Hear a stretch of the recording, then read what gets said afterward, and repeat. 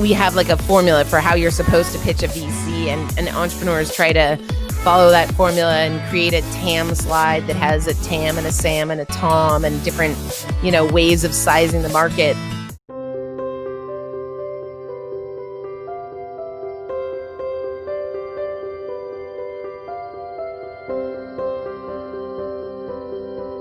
My name's Minnie Ingersoll. I am a early stage venture capitalist based in LA here, where I am sheltered in place today.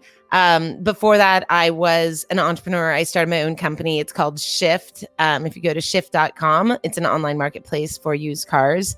And I grew that business for a number of years, started that in 2013 before switching over to be an early stage VC and also host of a podcast called the LA Venture Podcast, where I interview VCs about their journey into venture capital, their advice for entrepreneurs.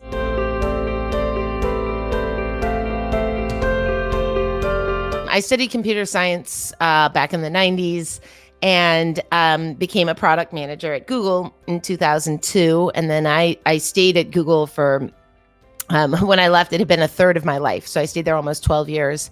And then I learned a huge amount sitting at Google and seeing how tech in Silicon Valley operated. But then I left Google in 2013, in part to start my own company. But honestly, I left initially because I was having a baby. And so I went on maternity leave and to some degree got my company going while I was on maternity leave.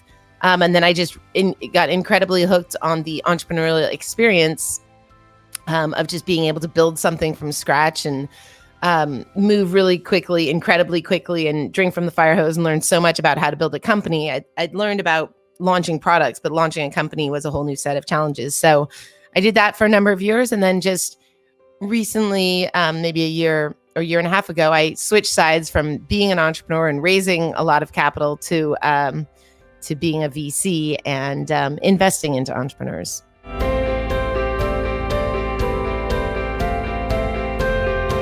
Now, I had been an angel investor before, but going to the Monday partner meetings on Sand Hill Road, which now have moved from Sand Hill Road to South Park, but learning about who to approach at what sort of traction do you need to have to raise these different sort of stages of capital. Our back of the envelope was just take the fund size and divide by 50. And that's how much money, that's the size check that the person wants to write. So go ask them for that much money. We had very sort of rudimentary understanding of how the whole venture system worked. But, and I see that more now that I am a VC and am sort of understanding better how the VCs think about their own portfolio construction and percent ownership targets. But nothing like learning by doing. So we learned by doing, and I think that was fundamentally a really good thing for us. We were an online marketplace for used cars, and the first thing that we did is we started buying cars off Craigslist and then selling them on Craigslist, there is nothing revolutionary or cutting edge or technical about that. It's just flipping cars. But along the way doing that, we were then able to know what our customers wanted, both the buyers and sellers of cars, so we could build tools to facilitate that transaction and make it a much more scalable business. But nothing like just starting by doing things.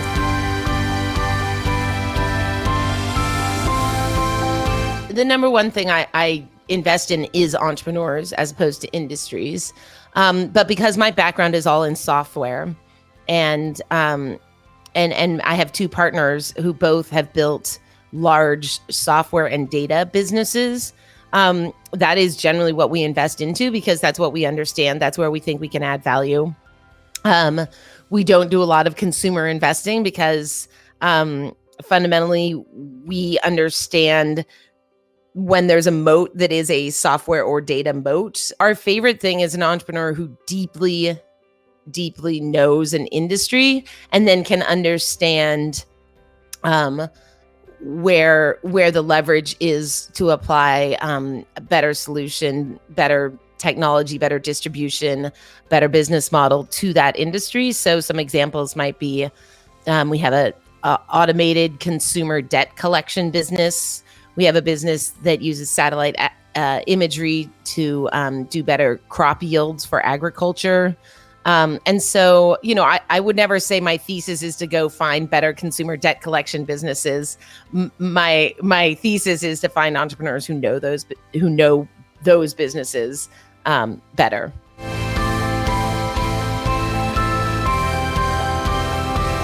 Shift makes buying and selling used cars an easy process, easy and transparent.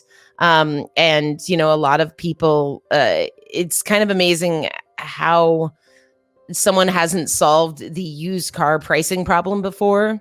But that's actually an interesting data problem. And so helping people price cars and get value for their cars.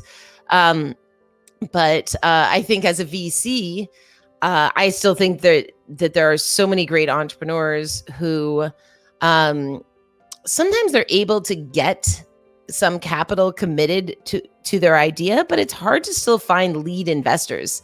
And so we like to lead rounds. We like to give people a term sheet and then help them fill out the round.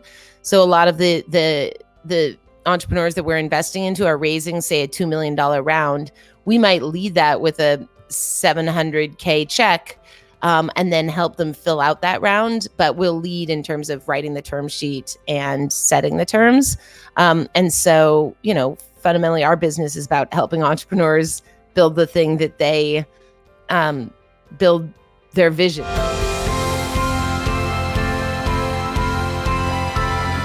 We faced every challenge. So, everything from raising money to then raising not too much money, but raising a lot of money and then growing too fast.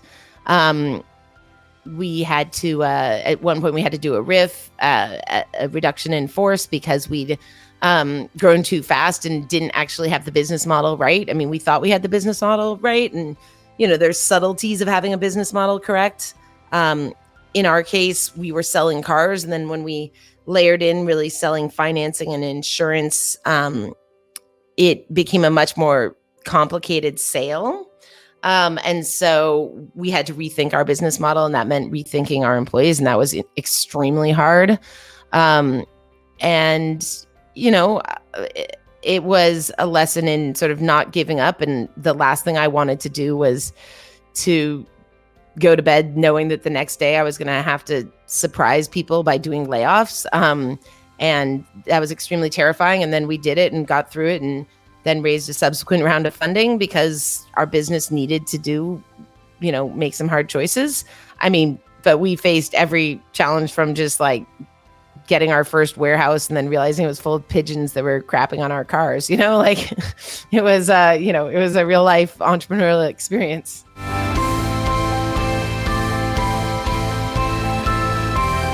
I think that you can be entrepreneurial in all sorts of different situations. So I used to say I was being entrepreneurial when I was at Google because I loved starting projects at Google and getting things going. And I think, to some degree that's silly because then when I went and started my own company, I realized that Google provided so much for me that I had sort of taken for granted. I think when you're an entrepreneur, there's so much less surrounding structure that helps define your goals and what your metrics should be. And you need to spend much more time making sure that you know what your North Star is, or what you're building and why you're building it. So I think that's the other extremely important part of being an entrepreneur is that you've got a very clear vision in your head of what you're building and how the world will look once you've built the thing that you have in your mind that should exist, can exist. You just need something to get it there. So I think great entrepreneurs that I see have that vision and then continue to think for themselves on how to execute to achieve that vision.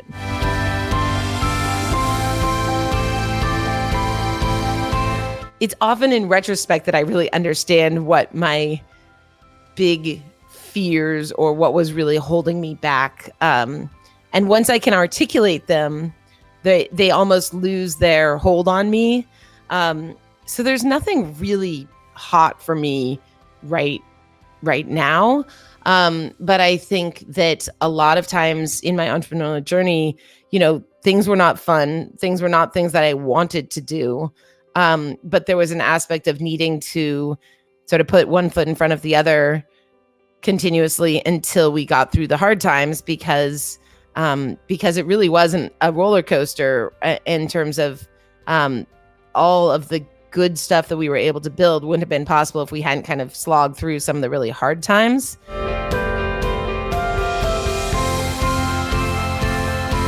The thing I take the most pride in is doing a great job hiring people who have continued on in the business and continued to build Shift. And two, people who've become my friends and people who I learned a huge amount from. And I think that we were able to hire great people in part because we just put a lot of effort behind it.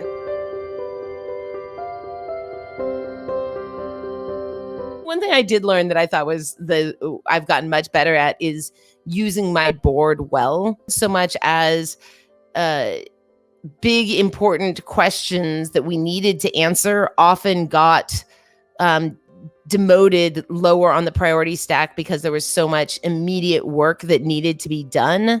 There was so much that was urgent, and actually using the board to schedule those big strategic questions. And then that gave us the discipline around sort of attacking those big questions because we had it scheduled with our board.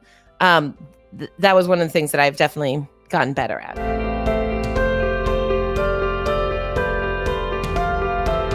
We have like a formula for how you're supposed to pitch a VC, and entrepreneurs try to follow that formula and create a TAM slide that has a TAM and a SAM and a TOM and different, ways of sizing the market.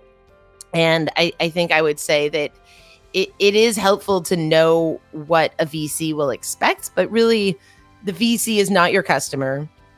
Your customer is your customer. And so you need to build a great business for your customer and then explain your vision, explain what you've built, but not try to reverse engineer the VC mindset so much as we, the VC, are looking to you, the entrepreneur, to tell us what we need to know.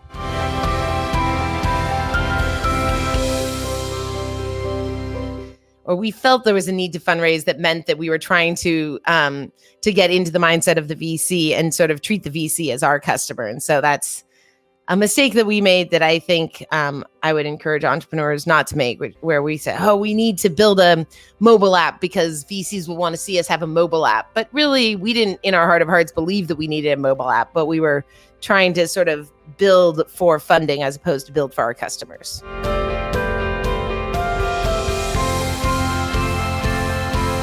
Find a way of getting started. And so a lot of things you can do in small steps. You can say, what is the one thing that I could do now to move this forward? And it might be running a survey of potential customers. It could be, buying one car on Craigslist and selling it on Craigslist. Maybe it's sending an email to someone, like what are the small things that could be done now that just start to build momentum or bring some learnings or something.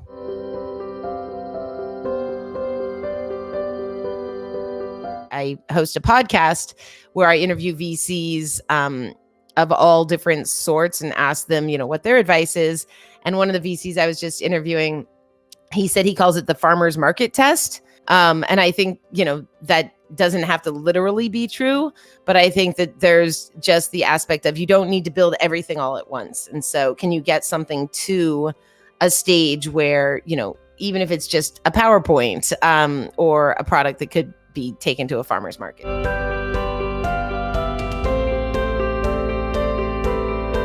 The user experience is more important than the product.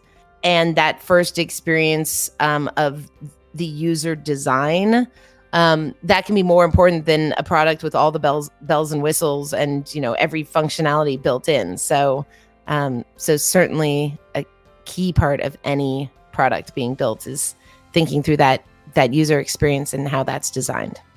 Thank you, viewers, for watching Founder X series by Designhill.